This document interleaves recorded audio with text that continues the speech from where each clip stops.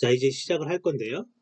지금부터 이제 시작을 어떻게 할 거냐면, 빅데이터 분석 기사라는 게 사실은 이제는 그 출제 가이드에 이제 나와 있는 거죠. 출제 가이드에 나와 있는데, 결과적으로는 통계랑 머신러닝, 딥러닝 뭐 이런 식의 형태입니다. 근데 이제 이런 차이가 있어요. 아직 이제 부정확한 거. 기존에 이제는 ADSP가 있죠. ADSP라는 데이터 분석 준 전문가 이게 있고 데이터 분석 기사가 있습니다. 근데 이거의 기본 가이드가 뭐냐면 그리고 ADP라는 것도 있죠. ADP 여기에 한 중간 정도 위치의 수준입니다. 그러니까 이거는 너무 쉽다라는 거예요. 제가 알기로 ADSP는 합격률이 한 48%, 50%에 가까워요. 제가 알기로. 그냥 거의 다 붙는다 이거죠. 결과적으로. 그러면 빅데이터 분석 기사는 이 중간 정도 수준을 얘기하는 거고, 그 다음에 출제 가이드, 그러니까 출제 가이드가 다 공표가 됐어요. 근데 이제는 인터넷에는 그냥 기본적인 가이드만 공표가 됐고, 사실은 가이드의 원래 원본 PDF를 보면 세부 항목이 엄청 많습니다. 예를 들어서 스토리텔링이라는 게 있는데 그 스토리텔링도 빅데이터 분석 기사의 시험 범위입니다. 가이드 안에 들어가 있어요. 근데 대부분에 없죠. 그 내용들이. 그리고 여기에서 이제 얘기할 거는 뭐냐면 기존의 ADSP나 ADP는요. 언어가 R이라는 언어가 분명하게 나와 있습니다. 시험 범위에. 근데 빅데이터 분석 기사는 어떤 언어라는 얘기는 없어요. 이게 R인지 파이썬인지 모릅니다. 근데 이제 언어가 이제 실질적으로 두 개밖에 없으니까 그게 몰라요.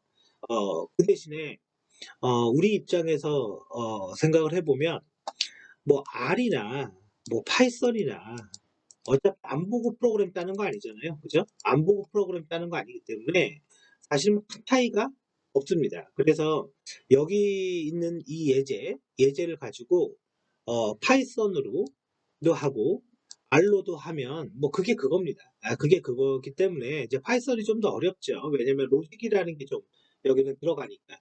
그래서 그렇게 일단 진행을 할 거고요. 한번 처음에는 좀 이론적인 배경이 많긴 한데 뭐 하루 이틀은 일단 기본적으로는 우리가 이제는 목적 자체가 뭡니까? 이렇게 봐야죠. 목적 자체는 첫 번째는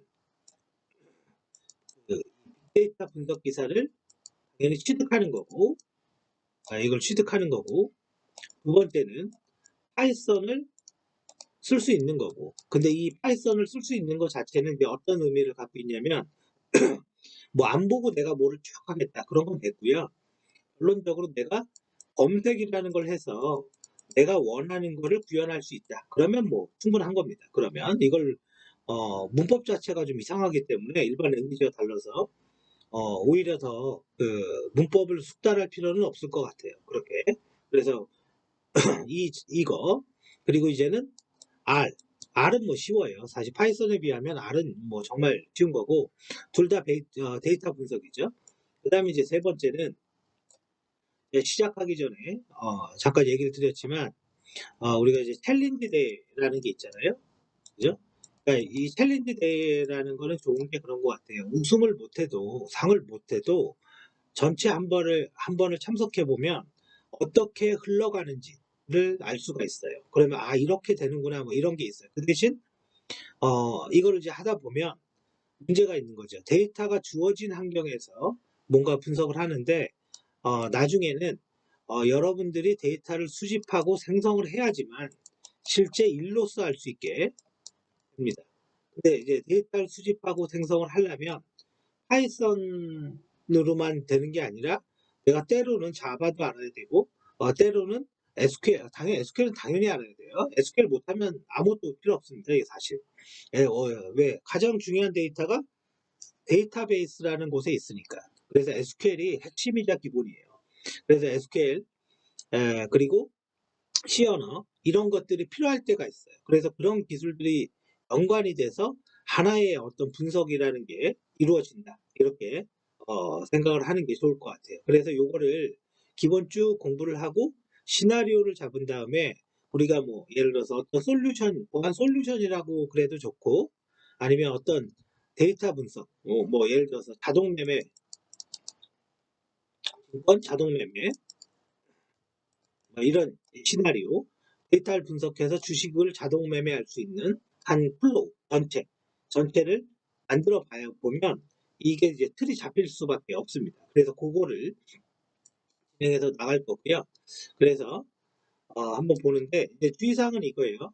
최종적으로 코딩을 보면 코딩은 쉬워요. 또 얘가 인터넷에 너무 많고, 근데 이론적인 개념, 이론적인 개념이 훨씬 더 어렵습니다. 그래서 그 이론적인 베이스를 좀 충분히 놔야 되고, 단지 이제는 들으면 뭐 이해는 할지 몰라도 시간이 지나면 이쪽 분야의 용어가 익숙하지 않기 때문에 근데 까먹게 되죠. 그래서 외울 수밖에 없습니다. 어느 정도는.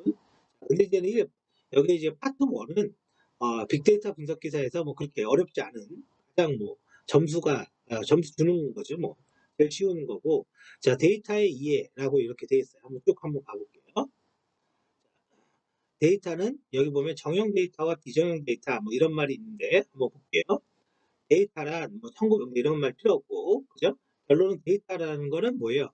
객관적인 사실이다. 뭐 이런 게 가장 일반적인 말인 거죠. 그래서 데이터는 어느 정도 이제 분류가 되어 있는 겁니다. 그래서 보면 데이터는 여기 보면 존재적 특성에서 추론, 예측, 전망, 추정을 할 수 있는 근거가 된다라고 그랬어요.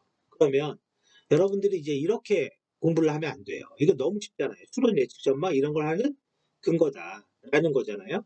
그러면 우리가 뭐 전망이나 뭐 이게 비슷비슷한 말인데, 우리가 예측을 한다라고 이렇게 치면, 그죠? 예측을 한다고 치면 뭐 우리가 이런 게 있어요. 이 예측이라는 말은 우리가 이제 추론과 예측은 좀 비슷하지 않습니까? 사실은 어휘적 측면이 예측이라는 거는 어떤 숫자로서 딱 얘기를 하는 거예요. 어떤 숫자로서. 그래서 지금 5분 후에 삼성전자의 주가가 얼마일 거냐? 그러면 지금 제가 그 삼성전자 주가가 얼마인지 모르겠지만 만약에 1,000원이라고 생각을 해보자고요. 5분 뒤에 삼성전자의 주가가 1,000원이 될 거야. 그러면 이 예측을 한 뭐가 있어야 됩니까? 근거가 있어야 되는 거죠. 이 1,000원을 만든 근거가 있어야 돼요. 그러면 당연히 이 근거라는 거는 예를 들어서 그냥 누구나 다 아는 게 있어요. 삼성전자 주가에 영향을 주는 요소들이 있는데 그 중에 이런 거 있겠죠. 영업이익, 얼마나 돈을 많이 벌었냐.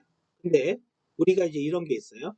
영업이익이라는 거는 자 지금 얘기를 이제 잘 들어야 돼. 이게 무슨 말이냐면 데이터 분석 전문가의 그 대학원의 AI 학과 백날 나와봤자 업무에 대해서 모르면 할 수 있는 게 없습니다. 업무에 대해서 알아야 돼요. 자, 영업이익이라는 게 있단 말이에요. 그럼 영업이익이라는 거는 이미 이루어진 겁니까? 앞으로 이루어질 겁니까? 일반적으로는 영업이익이라는 건요, 재무제표를 기록하는 시점이 있기 때문에 얘는 후행 데이터예요. 그러니까 지나간 데이터라고요. 이미 발생한 거죠. 그죠? 근데 과거에 돈을 많이 벌면 주가에 영향을 줄 수가 겠죠 그냥 상식적으로 생각해봐도. 그 다음에 삼성전자 주가에 영향을 많이 주는 거는 거래량이라는 게 있죠. 근데 거래량도요, 이미 거래가 이루어진 다음에 기록되는 거잖아요. 그러니까 얘도 사실은 후행 데이터예요. 과거 데이터라는 거죠. 근데 이 거래량에 선행하는 데이터가 뭐냐, 그죠? 선행하는 데이터. 우리는 미래를 예측한다라는 거는 선행지수, 선행 데이터를 찾아내야 되는 거예요. 그죠? 자, 그럼 얘에 선행하는 거는 기본적으로 호가입니다. 호가. 호가라는 건 뭡니까? 내가 얼마에 살게, 내가 얼마에 팔게. 그러니까 부르는 가격이죠. 이거는 아직 그 거래가 이루어진 게 아닙니다. 거래가 이루어져야지 이 가격이 바뀌는 거죠. 그래서 호가라는 거는 많은 사람들이 물건을 살 사람들이 많이 기다리고 있으면 당연히 가격은 올라가는 거죠. 그래서 호가는 선행지수예요. 그래서 변수를 볼 때 이게 선행이냐 후행이냐, 그러면 이런 걸 가지고 주가를 예측해 보겠다 이런 얘기죠. 이런 게 예측인 거죠. 그 다음에 두 번째, 이 추론이라는 말이 있어요. 추론. 그럼 추론이라는 말은 이제 여러 개가 있겠지만, 자, 우리가 봐보세요. 요즘 이제 사람들이 하는 거, 이렇게 하면 원래는 안 되는 거거든요. 뭐냐면, 내가 지금 취업이 잘 안 돼. 요즘 이게 문과에 굉장히 많아요. 문과에. 취업이 잘 안 돼서 지금 특히 요 올해 같은 경우는 엄청 안 되잖아요. 사실 올해가 제가 알기로 최악인 것 같아요. 취업이 안 돼서 도망을 갑니다. 어디로 가냐? 대학원에. 이게 이제 도망의 개념으로 접근을 한 거예요. 그리고 나서 취업을 하면 취업이 과연 잘 될까? 이 얘기를 하고 있는 거예요, 지금. 이게 추론인 거죠. 그러면 내가 원래 했던 전공을 조금 더 공부를 해서 대학원에 가면 취업이 잘 될 거야. 이게 뭐예요? 추론인 거죠, 추론. 그래서 이 추론을 이제 어려운 말로 하면 내가 가설을 세운 거죠, 가설. 그죠? 하나의 가설을 세운 거예요. 그래서, 아, 대학원을 진학하면 기본적으로 취업이 잘 될 거야. 이렇게 생각을 해본 거예요. 뭐 일반적으로 말이 또 맞는 것 같기도 하잖아요. 자, 그런데 여기 문제가 있는 거예요. 고려하지 않는 변수가 있는 거예요. 내가 그 경영학과를 졸업을 했는데 대학원을 경영학과를 갔어요. 그럼 취업은 더 안 됩니다. 취업은 오히려 안가니만 못하는 꼴이 돼요. 이렇게 되면. 그죠? 그러면 이러한 가설이 실제 맞냐 틀리냐 이걸 확인을 해봐야 되겠잖아요. 해야 되잖아요. 그러면 실제 만약에 전공이라는 걸 무시하고 원래 이게 전공을 무시하면 안 되는 거예요. 이게 핵심이기 때문에 학교의 그 이름이 중요한 게 아닙니다. 전공이 제일 중요한 거거든요. 그 다음에 이름이 있는 거예요. 그러면 전공이라는 걸 일단 무시를 하고 어, 지금 뭐 2021년도에 대학원 진학생 10명을 대상으로 쭉 깔아두고 실제 이 사람이 졸업한 다음에 취업이 되나 안 되나 그죠? 근데 취업이라는 것도 그거잖아요. 되나 안 되나도 할 수 있지만 어느 정도 수준이라는 것도 있잖아요. 사실은 어떤 데 되냐 이런 것도 중요하죠. 그래서 그냥 되나 안 되나 이거를 데이터를 한번 분석을 해본 거예요. 그러면 실제로 10명을 깔아놨더니 만약에 실제 9명이 대학원 졸업하고 취업에 성공을 했더라. 그럼 이 가설은 맞는 말이죠. 그죠? 이 가설은 맞는 말이 됩니다. 근데 실질적으로 보니까 이게 좀 문제가 있어. 왜 그러냐? 요 대학원이 어떤 대학원이었냐면 만약에 학교로 치면 서울대였어요. 이러면 당연히 이 가설은 그 말이 안 되는 거죠. 만약에 이거를 뭐 지방에 무슨 대학교가 있는지 모르겠지만 만약 목포대였어. 이러면 10명 중에 9명이 될 리 아마 없겠죠. 그죠? 그러니까 여기 변수가 틀려버리면 이거는 당연히 엉터리가 될 수밖에 없는 겁니다. 이런 게 추론입니다. 그리고 이게 진짜 맞냐 틀리냐 이걸 하는데 이게 가설에 대한 검증이 되는 거예요. 우리는 이제 이 가설 검증을 하게 되는 거예요. 그래서 이 말이 맞냐 틀리냐. 그래서 이 가설을 어려운 말로 우리가 정한 이 가설을 어려운 말로 귀무가설이라고 하는 거예요. 어려운 말이죠. 그죠? 뭐 이건 뭐 뒤에서 나와요. 그런데 이런 걸 분석할 때 가장 기본적인 게 있는데 그게 바로 데이터라는 거예요. 데이터라는 거고 그리고 어떤 전망이나 추정의 근거를 갖고 있다. 그죠? 자, 그럼 볼게요. 데이터의 특성은 객관적인 사실이고 존재적으로는 추론, 예측, 전망, 그죠? 추정 이런 거를 할 수가 있대요. 그죠? 이거는 이해가 되죠? 자, 그 다음에 이제 계속 가봐요. 그래서 이 문장들을요, 실제 업무로 해석을 해야지 내가 응용력이 높아지고 이거를 이제는 구현을 할 수 있게 됩니다. 자, 한번 볼게요. 데이터는 정성적 데이터와 정량적 데이터로 분류가 된대요. 자, 한번 그냥 바로 볼게요. 정성적 데이터는 언어 문자 형태로 돼 있고 정량적은 숫자로 돼 있는 거다. 이제 이렇게 말하고 있는 거죠. 그러면 여러분들이 뭐 이런 말이 아무것도 아니잖아요. 정성적 데이터는 페이스북, 블로그, 트위터 이런 데 있는 거고 정량적 데이터는 기업의 데이터베이스 관리 시스템에 일반적으로 있다. 그러면 페이스북, 블로그, 트위터에 있는 이 데이터는 어떤 데이터들이 있습니까? 첫 번째 1번은요. 평판 정보가 있어요. 평판. 이 평판 정보라는 게 뭐죠? 좋아요, 싫어요 하는 거 있죠? 그게 평판입니다. 그래서 좋아요, 싫어요 버튼 누르는 거. 그 다음에 두 번째는요. 자기가 그냥 자연스럽게 쓴 글이 있죠. 글. 그죠? 뭐 감사합니다. 뭐 어쩌고저쩌고 글 쓴 거 있잖아요. 이거는 우리가 문장을 쓰는 그냥 자연어인 거예요. 자연어. 그죠? 자연어의 문장이 있는 거죠. 자, 그리고 정량적 데이터는 요거 하나를 더 얘기하고 가죠. 그런데 문제가 있어요.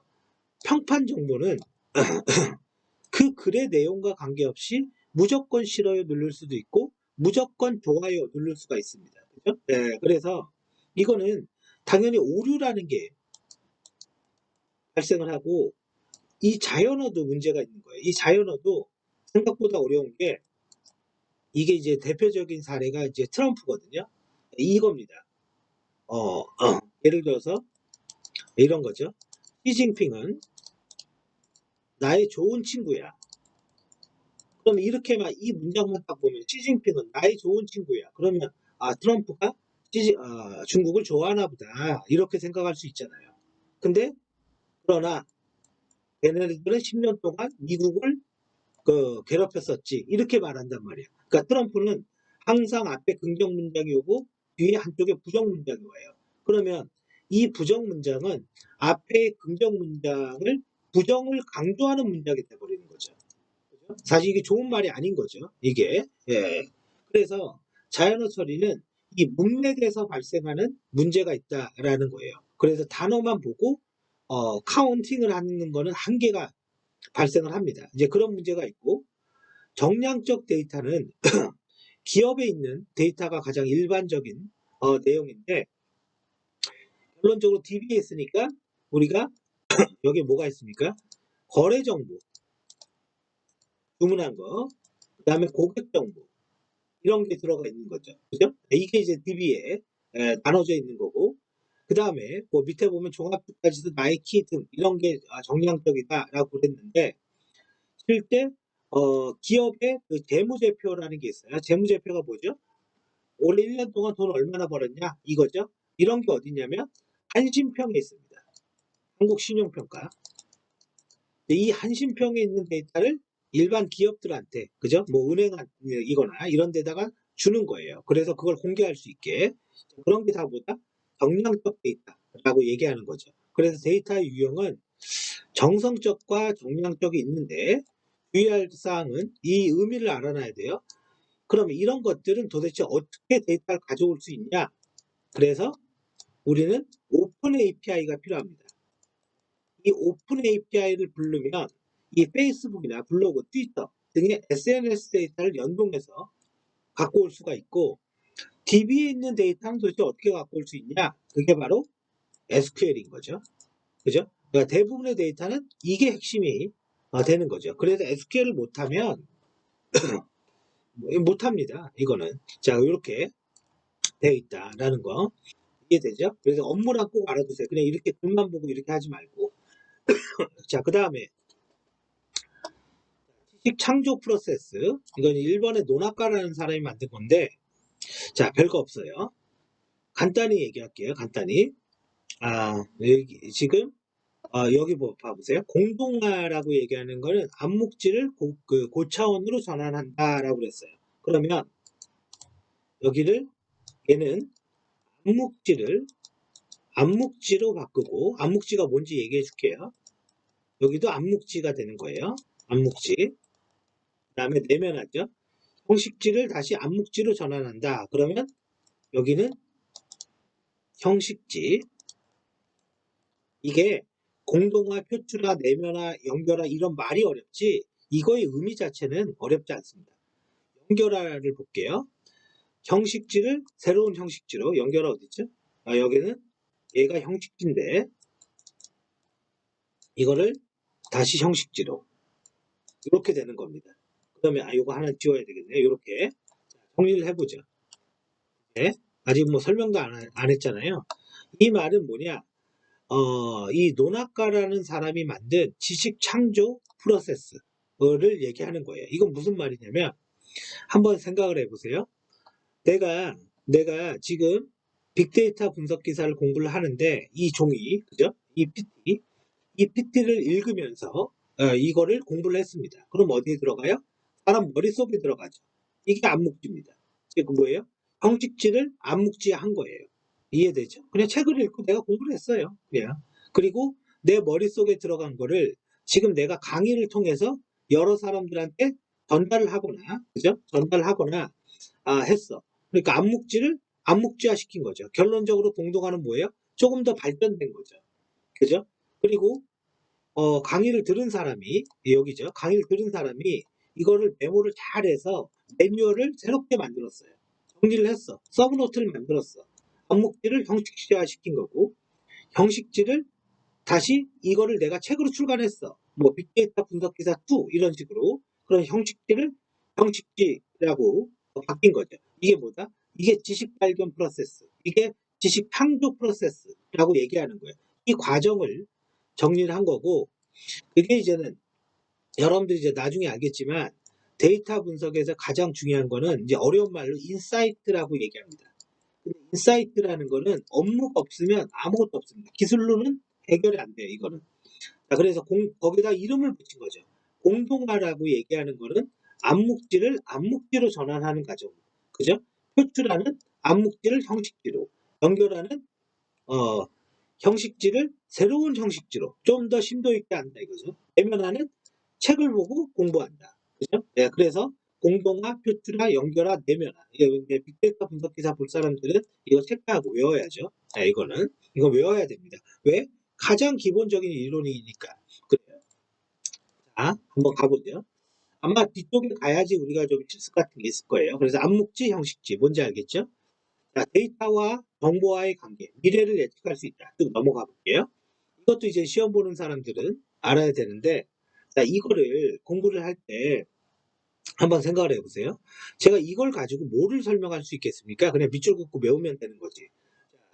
지식 피라미드가 있는데 영어 약자로 이렇게 씁니다. 근데 한번 여러분들이 이게 의미가 있어야 되니까요. 자, 우리가 이제 어떻게 했냐면, 어떻게 했냐면, 이런 겁니다. 지금 삼성전자의 주가라는 걸 봤어요. 주식의 가격을 봤습니다. 그게 이제 데이터인 거죠. 그걸 딱 보니까, 그냥 삼성전자 말고 다른 거 하죠. 아마 그 회사가 있는지 모르겠는데, 어떤 비료회사가 있습니다. 비료회사가. 주가라는 걸 쭉 봤어요. 그랬더니, 가격이 이렇게 보이는구나. 그게 이제 결론 데이터죠. 그 가격을 보니까, 얘가 4월이 되면 가격이 올라가더라고요. 그죠? 그게 뭐가 됩니까? 정보가 되는 거죠. 그죠? 정보가 되는 거죠. 그러면 왜 4월에 올라가지? 아, 모내기를 하는구나. 이 모내기를 하니까 비료회사들이 어떻게 해요? 비료회사들의 주가가 올라가는구나. 비료를 사람들이 많이 사니까. 그죠? 그래서, 그러면 3월에 이 비료회사를 미리 매수를 해두자. 이렇게 얘기할 수 있겠죠. 이제 이렇게 얘기할 수가 있습니다. 이거 자체가 뭘 얘기하냐면, 지식을 분석하는 과정이에요. 그래서 데이터, 정보, 지식, 지혜라는, 그죠? 어려운 말을 쓴 거예요. 원리를 이해하고, 그죠? 원리 이해했죠? 왜 주가가 올라갔습니까? 4월에 모내기를 하니까. 그래서 새로운, 새로운 아이디어. 그러면 3월에 주식을 사면 되겠구나. 이걸 알았잖아요. 그리고 내가 주식을 삽니다. 그리고 이러한 과정을 다른 말로는 뭐라고도 얘기하냐면 지식 경영이라고 해요. 지식 경영. 그래서 전부 다 이 공부는 오직 예제로 해야 됩니다. 지식이라는 거는 예측된 결과물이다 이거죠. 그죠? 그리고 정보는 어떤 우리가 알게 된 패턴. 왜 4월에 주가가 올라가지? 이게 정보가 되는 거죠. 데이터는 그냥 주가. 이렇게 되는 겁니다. 자, 그래서 이런 거를 지식 피라미드라고 이야기를 한다 이거죠. 자, 쭉 넘어가요.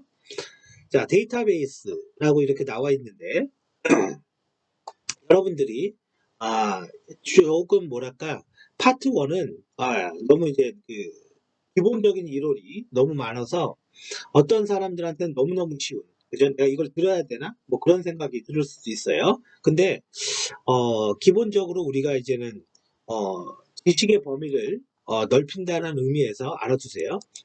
자, 데이터베이스라고 얘기했어요. 그러면 이게 이제 뭘 얘기하는 거냐면 이렇게 정리를 해주면 됩니다. 표를 이렇게 잘라서 세 가지 의미로 본다. 첫 번째는 우리가 자료라는 것, 즉 데이터라는 걸 어디에 저장을 해야죠. 가장 대표적인 게 뭡니까?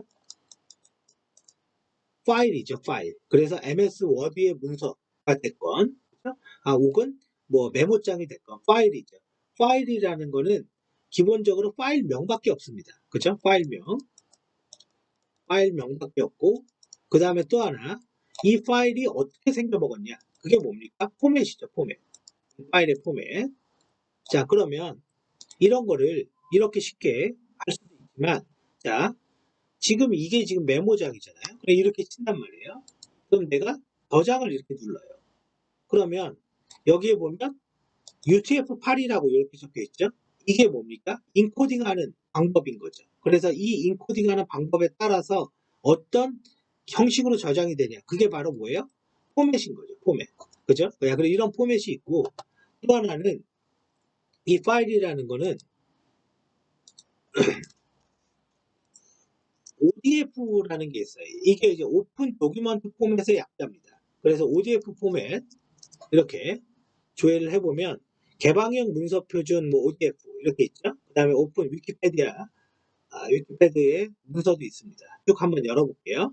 오픈 도큐먼트 포맷의 약자입니다. 약자고 자 등등이 있는데 여기를 한번 보면 이 파일은 MIME 타입이라는 게 있고 메타라는 게 뭡니까? 데이터를 설명하는 데이터죠. 이 데이터 무슨 뜻이야 그거. 그리고 컨텐츠 실제 문서의 내용 그 다음에 스타일 픽처 그림 그죠? 뭐 이런 식의 구성으로 문서가 되어 있대요. 그러니까 우리가 문서라는 걸 하나 만들면 결과적으로 MS 워드를 만들거나 이런 걸 만들면 전부 다 이런 형태로 되어 있습니다. 자, 그래서 이 ODF 포맷의 효과는 뭐냐? 이게 알아야지 여러분들이 할 수가 있는 거예요. 예, 저렇게 생겨먹은지도 모르면 저 안에 데이터가 뭐가 있는지도 모르고 분석할 수가 없어요. 자, 이런 거죠. 지금 이게 MS 워드잖아요. 그러면 이거를 집으로 이렇게 바꾼다고요. MS 워드 문서를 열어보면 이렇게 워드 여기에 보면 이게 스타일 아까랑 똑같죠. 도큐먼트 그 다음에 뭐 이런 것들 이 형태의 구조가 결과적으로 뭐예요? 이게 ODF라는 거예요. 그러면 나는 여기 있는 것 중에 어떤 문서의 단어를 이렇게 읽어보고 싶어요. 그러면 봐보세요. 이게 이제 차이점이 엄청나게 일어납니다. 예를 한번 보여줄게요. 제가 그냥 워드를 이거는 몇 번 다른 강의 때 제가 한번 설명을 했는데, 이게 요걸 알고 모르고의 차이가 커맨드의 능력보다 훨씬 더 중요합니다. 내가 테스트라고 이렇게 쳤어요. 문서에다가. 그리고 이걸 저장을 할게요. 그래서 템프에다가 지금 test.docx로 이렇게 저장을 했습니다. 기존 파일이 있네요. 그래서 지금 바꿔버리죠. 그리고 이렇게 닫아버렸어요. 그러면 이제 여기에 이게 이제 이 파일이 생겼죠. 그럼 내가 이 파일을 zip으로 이렇게 바꿨어요. 뭘로 갔지?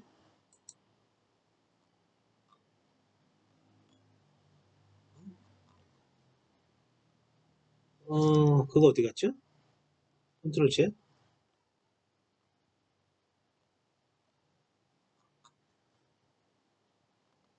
요거잖아요. 자, 이름 바꾸기. 다시 바꿔볼게요.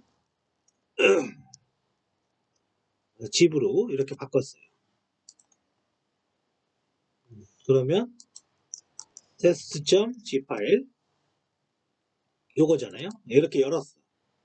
그랬더니 똑같이 이런 문서로 이렇게 돼 있는지 알았습니다. 그리고 이제 메모장으로 이게 메모장이죠. 이거를 이렇게 당겨서 압축을 풀면서 열어볼게요. 그러면 이제 이렇게 문서가 돼 있다라는 걸 알 수가 있어요. 워드 열고 지금 스타일 세팅이 있는데 도큐먼트 XML 한번 열어볼게요. 그리고 컨트롤 F로 테스트라는 영어. 이게 지금 아까 내가 저 문서에 입력한 테스트죠. 그럼 이걸 내가 1로 바꿔볼게요. 자, 그리고 이거를 다시 이름을 바꿔서 DOCX로 됐죠? 그리고 다시 MS 워드로 엽니다. 자, 여기 1이 추가가 안 됐네요. 이 얘기는 왜 그러냐면 여기 말고 다른 데 더 있는 거예요. 그러니까 이런 걸 찾아서 내가 바꿔주면 이 문서는 당연히 바뀝니다. 그러면 내가 이 구조가 이렇게 생겨먹은지 안 거와 모르는 거는 하늘과 땅 차이인데, 자, 우리가 이 파이썬에서 이건 이제 지금 당장은 해보지 않을 거예요. MS 워드라고 쳐볼게요.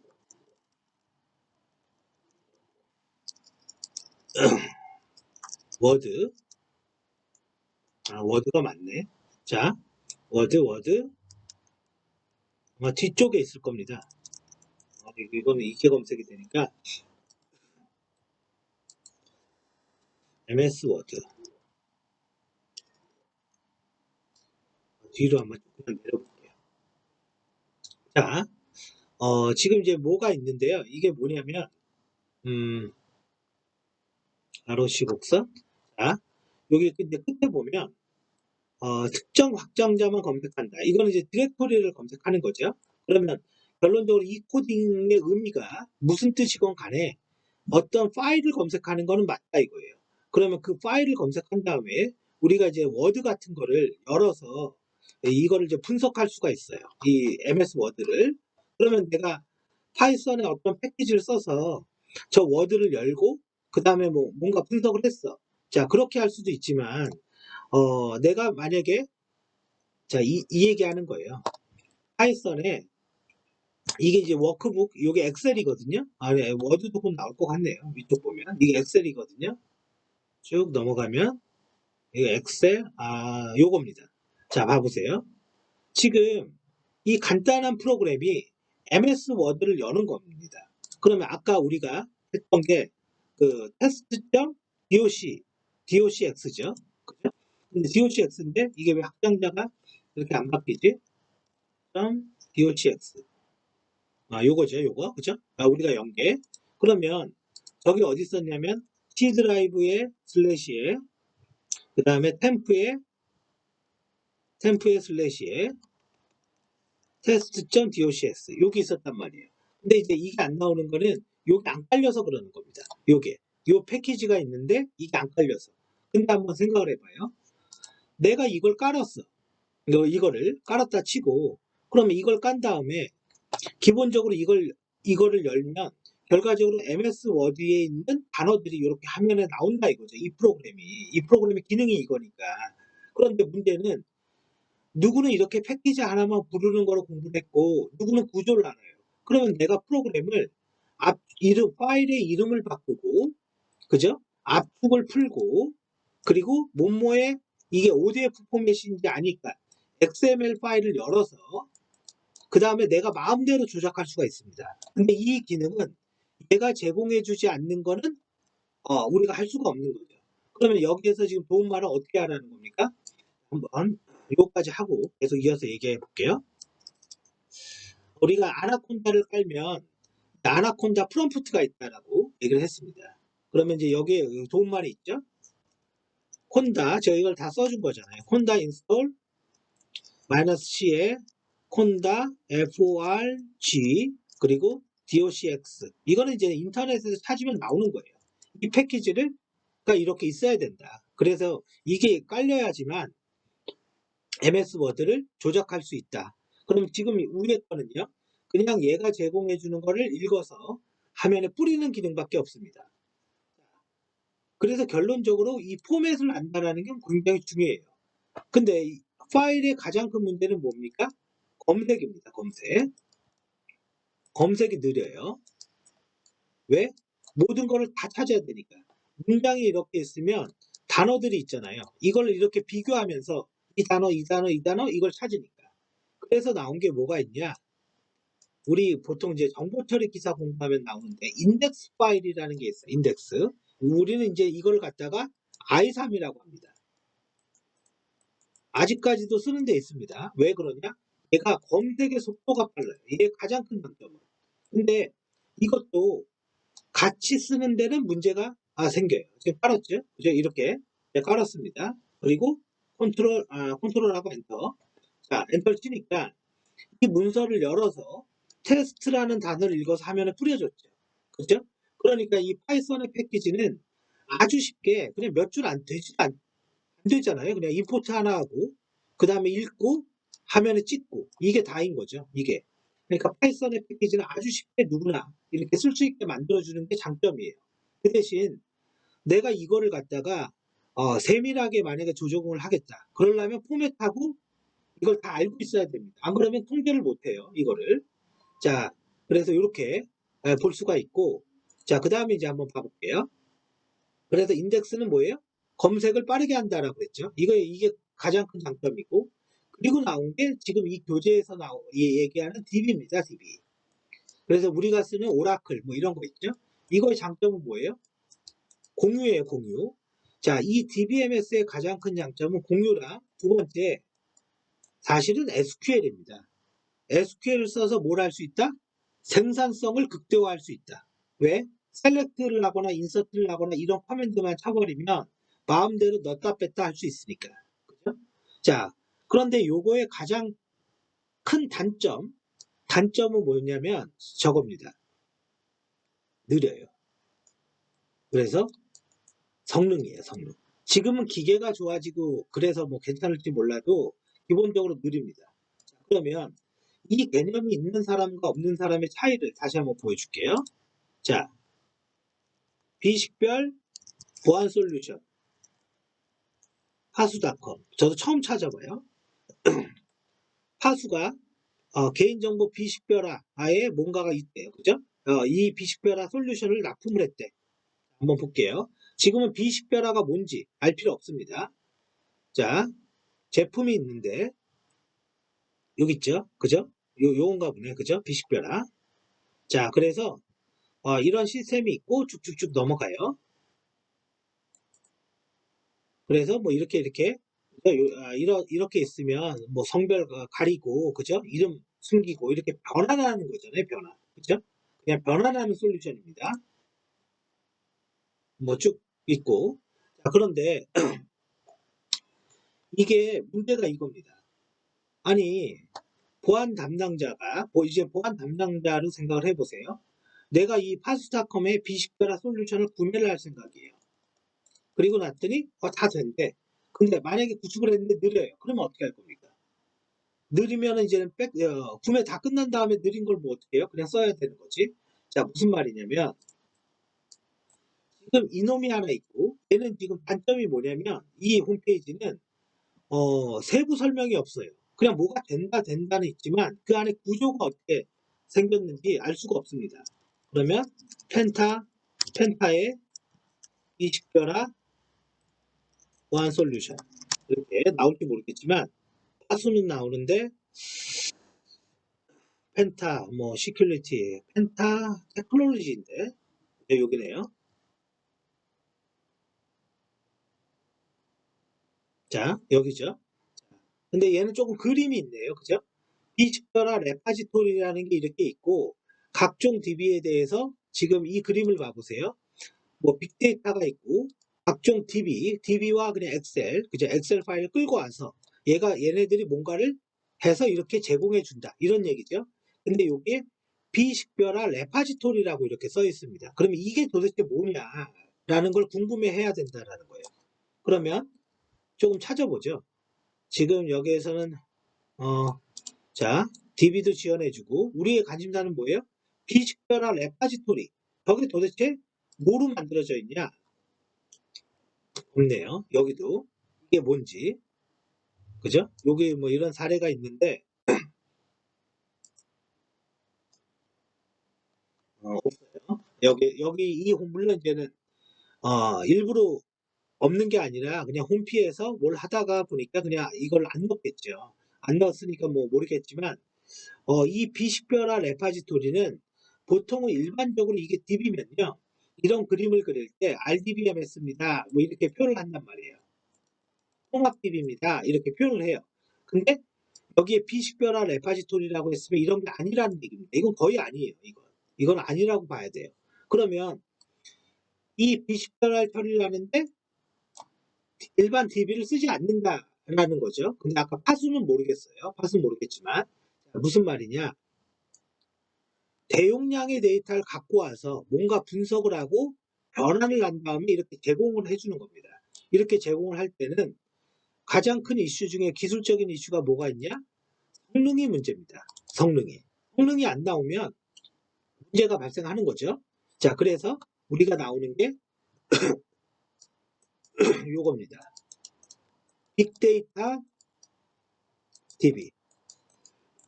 이거는 뭐냐? 빅데이터 DB는요. 어떤 텍스트가 있으면 마치 그 텍스트를 그대로 집어넣는다고 생각하면 돼요. 그래서 우리가 이것도 형태에 따라 좀 여러 개가 있지만 HBase는 여기도 적혀 있죠. 이 하두비 HBase라는 빅데이터 DB를 가지고 있어요. 그러면 이거를 저장을 할 때 문서 단위로 저장하는 빅데이터 DB가 있고 키와 밸류라는 걸 뭔가 분리를 해서 나누는 DB가 있습니다. 그런데 나중에 한번 보면 돼요. 그리고 몽고DB. 이 몽고DB는 도큐먼트 베이스로 그냥 문서 단위로 그냥 저장을 해버려요. 자, 그 구조는 지금 모른다 하더라도 이 DB보다 빅데이터 DB의 퍼포먼스가 성능이 엄청 빠릅니다. 그러면 대용량 DB 할 때 이거는 뭐로 만들어야 됩니까? 빅데이터 DB로 만들어져 있어야 돼요. RDB로 일반적으로 만들면 성능 자체가 안 나옵니다. 이거는. 자, 이해가 됐죠? 무슨 말인지. 자, 그래서 여러분들이 이 공부를 할 때 뭐 데이터베이스는 뭐다 뭐 이런 게 무슨 의미가 있습니까? DB가 DB지. 근데 자꾸 이 차이점 실제 솔루션과 그럼 만약에 제가 가정을 해볼게요. 자, 시나리오를 한번 줄게요. 첫 번째 1번. 우리가 저 가명 처리 솔루션을 구매하려고 합니다. 그러면 제가 가정으로 줄게요. 우리의 가명 처리는 어떻게 할 거냐면 실시간으로 할 겁니다. 고객 정보가 들어오면 바로바로 가명 처리를 할 거예요. 그러면 얘는 뭐가 중요합니까? 당연히 성능이 중요하죠. 그죠? 지연이 있으면 안 되잖아요. 그러면 가정으로 아까 파수닷컴의 DB는요. 오라클로 돼 있다. RDBMS죠. 일반적으로 우리가 얘기하는 DB. 두 번째, 펜타의 DB는 HBase로 되어 있습니다. 이건 빅데이터 DB죠. 그럼 누가 빠릅니까? 무조건 얘가 빠릅니다. 그렇게 봐도 돼요. 그냥. 그러니까 이걸 고려하지 않고 보안 담당자가 가명 처리 우리가 해야 되니까 이 솔루션 삽시다. 그리고 딱 보니까 여기가 시장 점유율이 높네. 그럼 이거 삽시다. 근데 우리는 실시간 데이터가 있어. 그러면 완전히 망하는 거죠. 물론 이거는 가정이에요. 전부 다. 이해되죠? 자, 그런 의미로 이걸 알고 있어야 되고요. 그래서 뭐 데이터는 통합돼 있다. 뭐 저장된다. 운영된다. 공유된다. 그죠? 공유되니까 한순간에는 한 놈만 처리해야 하는 요거만 하나 써두세요. 동시성 제어가 그죠? 동시성 제어 기법이 필요한 거죠. 그죠? 이렇게 이제 넘어가요. 그래서 뭐 실시간으로 한다. 지속적으로 바뀐다. 그죠? 공유한다. 그죠? 동시에 공유한다. 내용에 의한 참조한다. 이 말은 의미가 있는 거죠. 얘는 뭐예요? 값으로 줘야 한다 이겁니다. 값으로 줘야 한다. 주소를 통해서 찾는 게 아니라 어떤 값을 넣으면 그거로 찾는다. 그죠? 이렇게 알아두세요. 자, 일단 여기까지 좀 끊고 계속 이어서 하겠습니다.